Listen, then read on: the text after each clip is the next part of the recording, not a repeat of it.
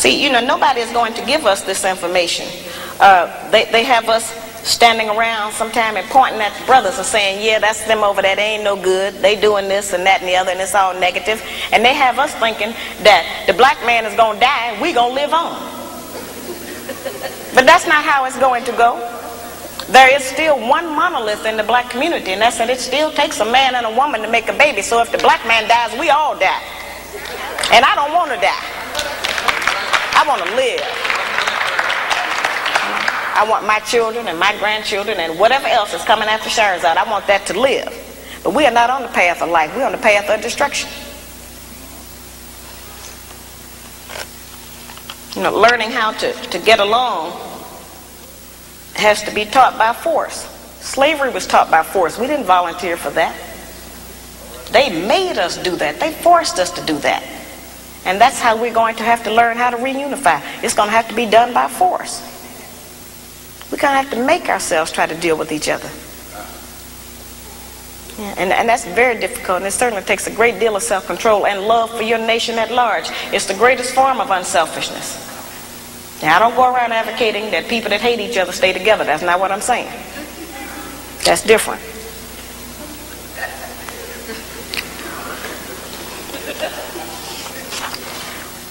We can't solve a problem or get to a solution about a problem that we refuse to acknowledge that we have. We don't have to be ashamed that we have a problem. We don't have to be ashamed to know that it is related to slavery, because all of our problems are related to slavery. And I know that that seems to be some old hat issue, and everybody want me to stop talking about that. Nobody would tell the Japanese woman to forget about the fact that during World War II, the white man interned her family, took all of their personal possessions. Nobody would tell her to forget about that. Nobody would tell the Indian woman, forget about the fact that the white man came over here and took your country and put you and your babies out on the reservation. And nobody would dare to tell the Jewish woman to forget about the Holocaust, so why I got to forget about slavery?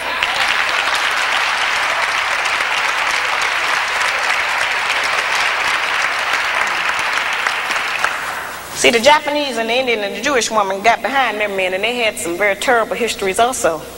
But because they got behind their men and supported them and worked with them, those people are successful today. They own property, they have businesses, they got great land here and abroad. They have stocks, bonds, whatever America has to offer, they own part of that. They are in a position to make decisions because they have some ownership. It's only been the black man and the black woman who didn't reunite after a terrible time. And so today we are splintered. We don't have very much. We practice envy and jealousy. They taught us a lot of bad habits that we practice against each other. If we practice everything we practice against each other against the white man, they'd have been killed out of America. Most of that stuff we reserve for our own kind. And that's wrong.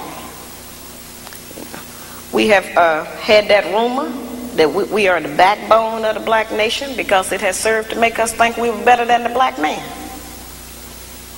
We have walked around and wore that as some kind of a sacred garment. And our men have had to struggle up under the already preconceived notion that they wasn't no good. We have always heard that the black man leaves us. He walks out on us. He don't love his children. He won't take care of his family. He beat his women. He do a lot of horrible things. This book goes back to try to examine what are some of the possible contributing causes. What happened before he left? What happened? Something happened. The black man is just not bad by nature. The brothers love their children as much as any other man. Every man loves his baby. They keep wanting to tell us that our man don't even love his children. He's not a mother, though. He's a father. He's not going to have the same kind of connection to the cub that we have. We can't expect that. We keep wanting the man to act like a woman. He can't act like no woman. Praise be to Allah.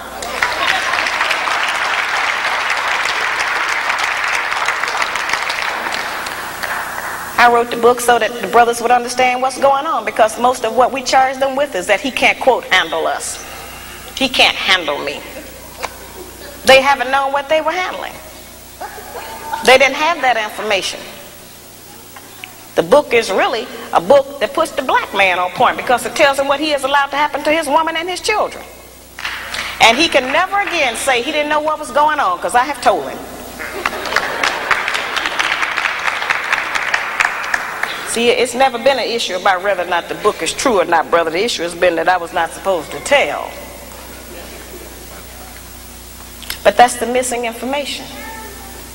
And I was willing to come out here and go through whatever was going to be required if it was going to reunite some of our people. If we can get 1 or 2 black families in every town to start functioning differently, to make a better man and a better woman, then this campaign is worth it. It's worth it for our entire nation. I didn't just donate money to Marvin Collins School because this is my hometown, or because I wanted to put it in my mother's name. But we must have our own black schools to educate our own children.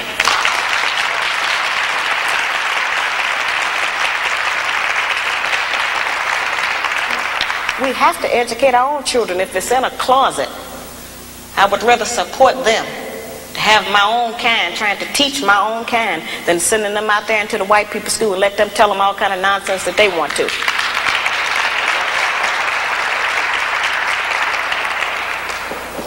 It's a very serious situation.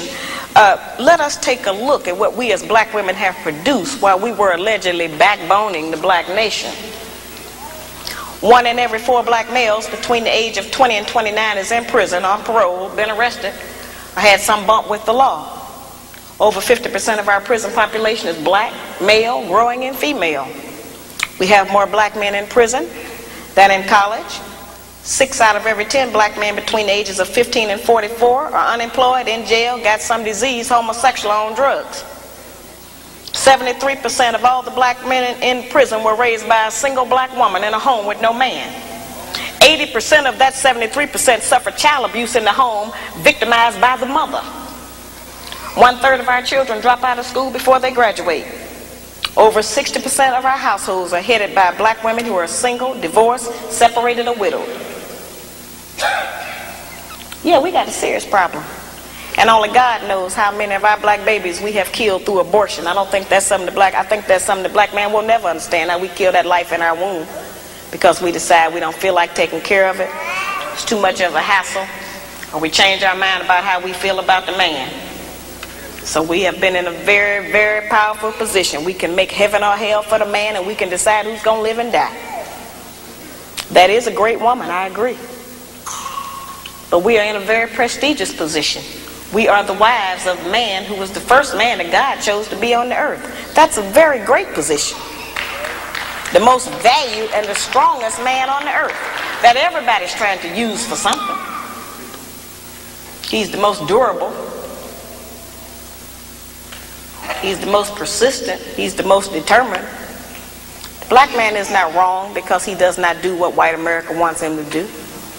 And he's not wrong because he don't do what we want him to do. We don't know everything to do ourselves. We're learning a lot of what we think that we're supposed to do through recommendation and chance. Passing information among each other. Sharing secrets that'll help us to trick him, to keep him confused. We do things in front of his face, and we have learned how to convince him that he didn't even see that happen.